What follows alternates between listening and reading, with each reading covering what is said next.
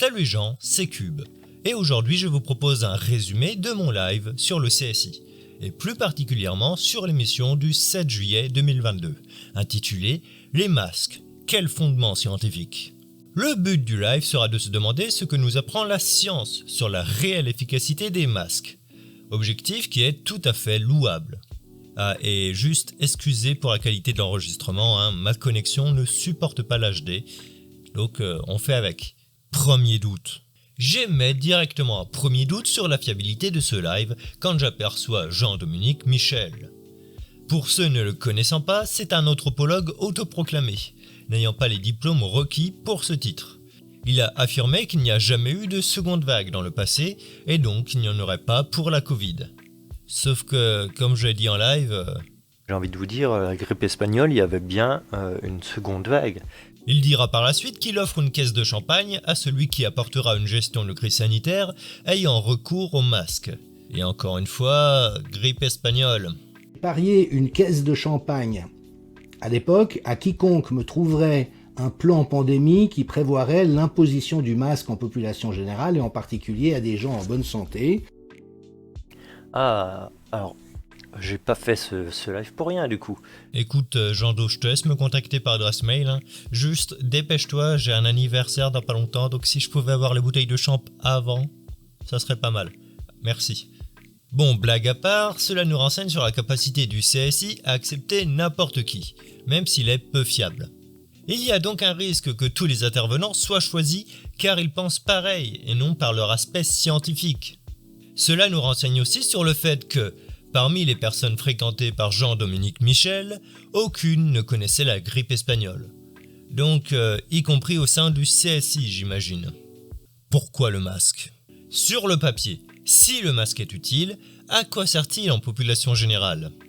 Si il protège le porteur, ce qui n'est pas le cas, alors son port peut éviter de tomber malade, et il doit donc être utilisé par les personnes qui ne sont pas malades. S'il protège du porteur, ce dont on parlera dans la suite du live, alors le port du masque chez les malades peut s'expliquer. Mais pas chez les personnes non malades. Sauf que, comme dit lors du live, dans le cas d'un malade asymptomatique, tu sais pas si t'es malade. Donc tu sais pas si le masque va être utile ou pas. Imposer le port du masque à tous permet donc d'être sûr que tous les malades, y compris asymptomatiques, le portent. Et donc, si le masque est utile, il est utile en population générale, pour ce principe-là. Et justement, c'est la suite de la vidéo.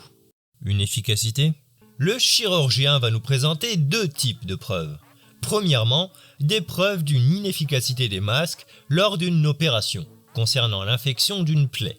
Je ne suis pas expert, mais j'aimerais émettre un doute sur l'utilité de telles données. En effet, un virus passant par des voies respiratoires est-il concerné par ces études ?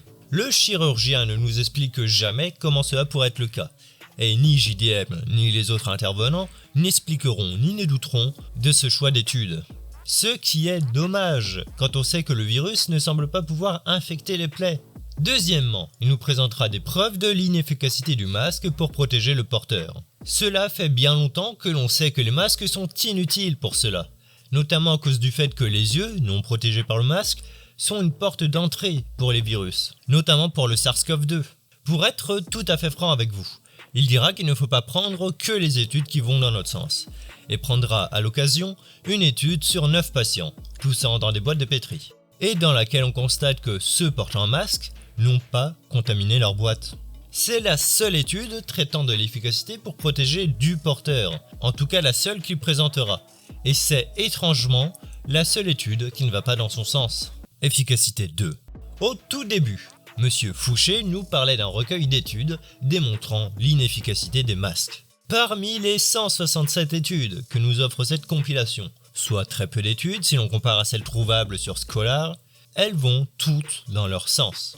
Normalement, on regarde aussi toutes les études n'allant pas dans notre sens, et l'on se fie à la plus fiable. Sans cela, on ne se donne pas les moyens de voir que l'on a tort. Donc on pense avoir raison, y compris si l'on a tort. Enfin, dans cette compilation, on a aussi des articles et des tweets. Et parmi ces articles, certains n'ont aucune source et ne démontrent donc pas l'inefficacité des masques. Sérieusement, pour vous donner un peu le niveau de sérieux de cette compilation, sans vraiment rechercher les défauts, j'y ai trouvé en live un tweet citant une source que l'on retrouvera par la suite dans la compilation. C'est donc un doublon, on passe à 166 preuves.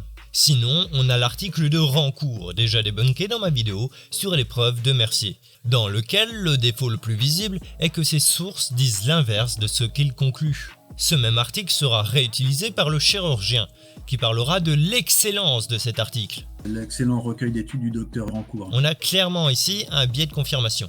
Ils n'ont pas cherché à vérifier cet article. Donc 165 preuves. Si l'on retire les articles sans source, on diminue encore le nombre de preuves. Et encore, j'ai pas tout vérifié. J'étais en live, j'ai simplement jeté un rapide coup d'œil. Comme je le disais en live, ça me donne l'impression qu'ils ont voulu combler le faible nombre d'études, en utilisant des articles, voire des textes sans source. Ça ne veut bien sûr pas dire que c'est le cas, mais ça m'invite à la méfiance. Soit car ils ne voient pas d'énormes erreurs dans leurs preuves, soit car ils ont voulu booster leurs chiffres pour mieux prouver. Donc une démarche confirmatoire. Complotiste. À un moment, ils parleront d'un grand homme, qu'ils présentent comme un complotiste. Depuis le lavage chirurgical des mains, et merci au docteur Ignace Semmelweis, un grand complotiste de son temps qui a fait chuter le taux de fièvre puerpérale sous les moqueries de ses collègues bien conformes à la doxa officielle de l'époque. Sauf qu'il n'a rien à voir avec cela. Il a juste remarqué que le service où il y avait le plus de mortalité suite aux accouchements, c'était le service qui venait faire accoucher après avoir disséqué des corps à la morgue. Il a donc émis l'hypothèse d'un transfert de germes, a donc demandé aux personnes du service de changer leurs gants et de se laver les mains, il me semble, et a observé la diminution de la mortalité, démontrant qu'il avait possiblement raison. On a donc une hypothèse ne faisant pas appel à un complot et des résultats prédictibles et observables. Un complotiste utilise l'appel au complot. Argument fallacieux consistant à affirmer que la cause du fait de ne pas avoir de preuves, ou des preuves démontrant que l'on a tort, est un complot. Le raisonnement est irréfutable car on ne peut pas apporter de preuves de sa fausseté.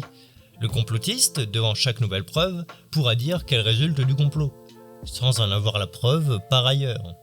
Ici, ça ne se plie pas au principe de base de la science, le principe de réfutabilité. Mais cela ne choque personne du Conseil scientifique indépendant. Conclusion. En conclusion, j'aimerais affirmer ceci. Le CSI n'est pas fiable. Comme on l'a vu, ils acceptent un imposteur, ne se remettent pas en doute et semblent manquer d'envie de vérifier quand ça va dans leur sens. Et là, je ne vous raconte pas les autres lives que j'ai regardés pour préparer mes débunkages. Ils se font souvent le relais d'informations fausses, et je n'ai jamais entendu un correctif de leur part. En bref, vérifiez systématiquement ce qu'il vient d'eux.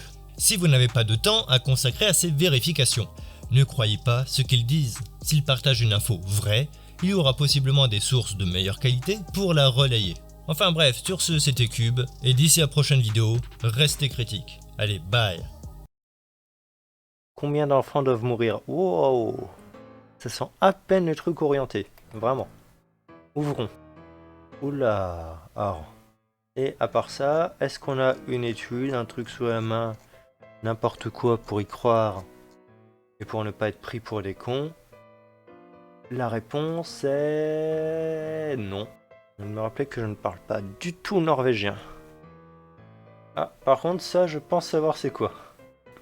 Des articles liés au traitement alternatif, à l'encontre de nombreux conseils de santé officiels et non scientifiques. En vrai, ça, comment j'ai su? Tout simplement à l'esthétique globale du truc. Ce genre de phrases, ce genre de bordel. Là, encore une fois, on a un petit souci dans cette phrase. Protège le patient opéré par une équipe opératoire saine. Sauf que le but du masque, c'est pas de protéger des personnes saines. C'est de protéger des personnes qui sont malades, mais qui ignorent qu'elles sont malades. C'est ça le but de porter le masque en population générale. Rancourt, le problème avec ça, c'est que Denis Rancourt, il prenait des études prouvant l'efficacité du masque, il en faisait la conclusion en disant que ça prouve l'inverse, alors que c'est complètement faux, et il postait ça sur ResearchGate, une sorte de réseau social pour scientifiques. Là, la méthodologie, elle est nulle, parce que clairement, il m'a fallu juste cliquer sur le lien, faire « mais c'est pas une étude scientifique », regarder les sources, et me dire « mais les sources disent l'inverse de ce qu'il dit ». Mais non, c'est là, c'est... Apparemment ça pose pas de problème. après tout, on s'en fout. Hein. C'est vrai que l'information n'est pas importante. Hein. L'information sur les sujets de santé, bon, on s'en fout, quoi. C'est pas comme si des vies en dépendaient, quoi. Non. Ah, ça m'intéresse. Alors, bien que, en vrai, on n'utilise pas de masque FFP2, mais le problème, c'est qu'on n'a pas le seuil de toxicité ou quoi que ce soit, en fait. Ah, peut-être ça. Oh. Donc voilà, l'étude a été rétractée, donc ça, vous pouvez le retirer.